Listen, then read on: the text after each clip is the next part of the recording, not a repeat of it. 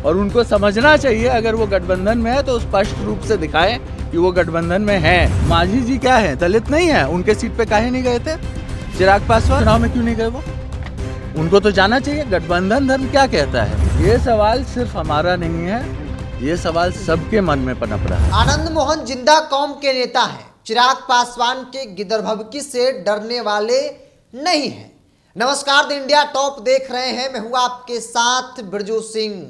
बिहार की राजनीति में उपचुनाव परिणाम के बाद एक तरफ आनंद मोहन तो दूसरी ओर एनडीए के सहयोगी और केंद्रीय मंत्री चिराग पासवान के बीच जुबानी जंग तेज हो चुका है। और इस जुबानी जंग के पीछे की कहानी हम आपको बताएंगे। चूंकि आनंद मोहन के एक बयान के बाद चिराग पासवान की तरफ से हमला बोला गया, जिसके बाद आनंद मोहन के बेटे विधायक चेतन आनंद ने मोर्चा संभाल लिया। उन्होंने सीधे तौर पर कहा कि चिराग पासवान की गिदरभबकी से हम लोग डरने वाले नहीं हैं। पहले चेतन आनंद के उस बयान को आप सुनिए। तो हम किसी के गिदरभबकी से नहीं डरते हैं। उनको भी चुनाव लड़ना होता है, जो जहाँ से वो चुनाव लड़ के आ रहे हैं।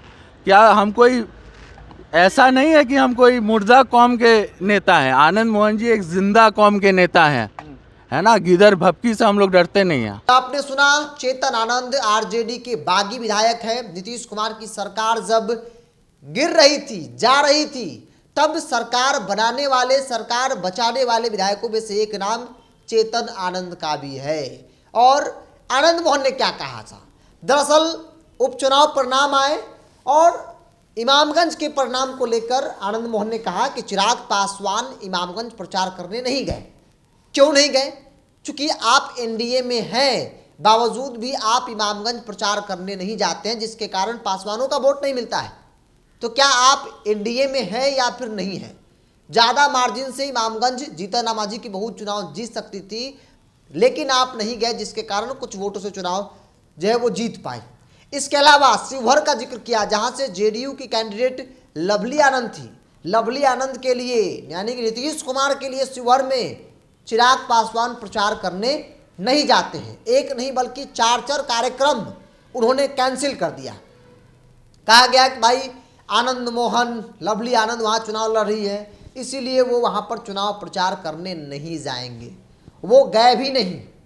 यहाँ तक कि उनको लेकर कहा गया कि उन्होंने एक मैसेज अपने कैडर पासवानों तक पहुँचा दिया कि भाई वोट आरजेडी को दे दीजिए, लेकिन जेडीयू लवली आनंद को वोट मत दीजिए।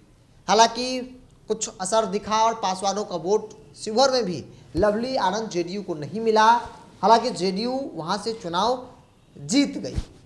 और वही सवाल आनंद मोहन ने पूछ लिया कि भाई एनडीए में है या नहीं है, जिसके बाद चिराग पासवान की तरफ से लगातार हमला किया जा रहा है। उन सवालों का जवाब नहीं दिया जा रहा है। चिराग कह रहे हैं कि भाई हम जवाब नहीं देंगे क्योंकि आप एनडीए में नहीं हैं, आप नीतीश कुमार की कृपा पर बाहर हैं, इसलिए हम उन सवालों का जवाब नहीं देंगे। अब जरा सोचिए, सवाल तो है कि आप इमामगंज में प्रचार करने नहीं जाते हैं, क्यों नहीं? क्या आपको डर होता है कि भाई जीतन राम मांझी का विरासत अगर संतोष सुमन को मिल गया, चूंकि मिल ही गया है, तो फिर बिहार की राजनीति में दूसरा दलित का युवा चेहरा मिल जाएगा, और मिल गया है। नीतीश कुमार के कैबिनेट में मंत्री संतोष सुमन, मतलब दूसरा दलित नेता ना बढ़े, सिर्फ हम ही रहे बिहार में, इकलौता राज करे। क्या ये मंशा है? व्यक्तिगत संबंध के कारण आप गठबंधन के सहयोगी दलों को हराने की कोशिश करते हैं, क्या ये मंशा है? और इसीलिए सवाल पूछा गया। चेतन आनंद विधानसभा पहुंचे और उन्होंने जमकर क्लास लगाई चिराग पासवान की। उन्होंने कहा कि जिंदा कौम के नेता आनंद मोहन, वो डरेंगे नहीं किसी से, नहीं डरते हैं। चिराग पासवान की गिदरभबकी से तो बिल्कुल नहीं डरेंगे। आपको अगर लगता है कि भाई पासवान वोट नहीं करेगा, तो हमारा भी जात है जिसके बदौलत आप और आपके सांसद चुनाव जीते हैं, हम भी अपनी ताकत को दिखाएंगे। अगर यही परिस्थिति रही तो रिश्ता और गठबंधन दोनों टूट सकता है। अब जरा सोचिए, आनंद मोहन जेडीयू के आधिकारिक तौर पर नेता नहीं है, लेकिन उन्होंने बयान दिया है, और वो बयान का तर्क है कि चिराग पासवान शिवहर नहीं गए, चिराग पासवान इमामगंज नहीं गए, एनडीए में रहते हुए। हालांकि जेडीयू भी आनंद मोहन के बयान को काट नहीं रही है, समर्थन भी नहीं कर रही है, कुछ बोलने से बच रही है। मतलब सीधे तौर पर जो सवाल आनंद मोहन ने खड़ा किया है वो सवाल वाजिब सवाल है। वो सवाल पार्टी के अंदर भी इन सवालों को लेकर चर्चा है कि चिराग जब हमारे साथ हैं, हम चिराग पासवान को जिताने के लिए मेहनत कर रहे हैं, तो हमारे सीट पर चिराग पासवान क्यों नहीं मेहनत कर रहे हैं? दिक्कत क्या है? हो सकता है कि उनकी नाराजगी किसी खास व्यक्ति से होगी, कैंडिडेट से होगी, लेकिन वहां सिंबल जेडीयू का है, एनडीए का है, बावजूद भी आप नहीं जाते हैं। और इसको लेकर जेडीयू के अंदर नाराजगी है, हिंदुस्तानी मोर्चा के अंदर नाराजगी है, नाराजगी भारतीय जनता पार्टी के अंदर भी है। वो अलग बात है कि नेता भी खुलकर नहीं बोल रहे हैं, लेकिन ऐसा कहा जा रहा है कि अब धीरे धीरे पड़त हटेगा और चिराग पासवान के खिलाफ पार्टी फोरम पे, गठबंधन फोरम पे आवाज़ें बुलंद होगी। चूंकि आवाज़ भी लाजमी है, सवाल भी लाजमी है।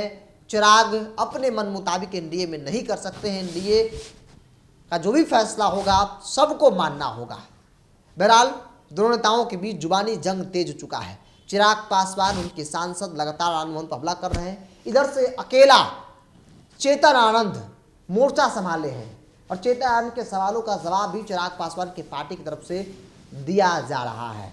बहरहाल आप क्या सोचते हैं? आप अपनी राय को कमेंट्स बॉक्स में रखिए। अगर आप मेरे चैनल को यूट्यूब पर देख रहे हैं तो सब्सक्राइब कर लीजिए, फेसबुक पर देख रहे हैं तो पेज को लाइक और फॉलो कर लीजिए।